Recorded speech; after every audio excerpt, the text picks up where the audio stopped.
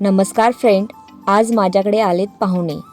माझी नणंद व जाऊ दोघी पण एकत्र आलेत आणि भर उन्हात आलेले आहेत. तर आता मी काय करायचं असा मला प्रश्न पडला. तर घरामध्ये होतं माझ्याकडे कलिंगड, ते मी कट करून घेतलं आणि कलिंगडपासून झटपट असं काहीतरी थंडगार बनवूया म्हणून मी कलिंगड छोट्या छोट्या पीसमध्ये कट करून घेतलं. छोटे पीस बनवलेले आहेत, त्यालासुद्धा मी कट करून अजून छोटे छोटे पीस बनवून घेतले मी ते. हे पहा, तुम्हाला दाखवत आहे व्हिडिओमध्ये.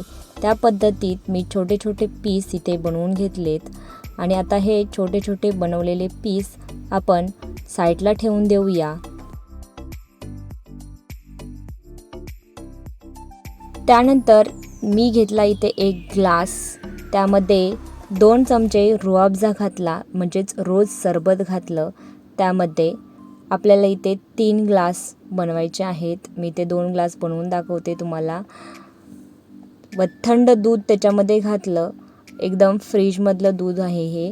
थंड दूध घातलं व त्याच्यामध्ये चिरून ठेवलेले कलिंगडचे पीस घातले आणि त्याच्यामध्ये भिजत घातलेले सब्जाचे बी घातले. 5 मिनटं अगोदर मी सब्जाचे बी भिजत घातले होते.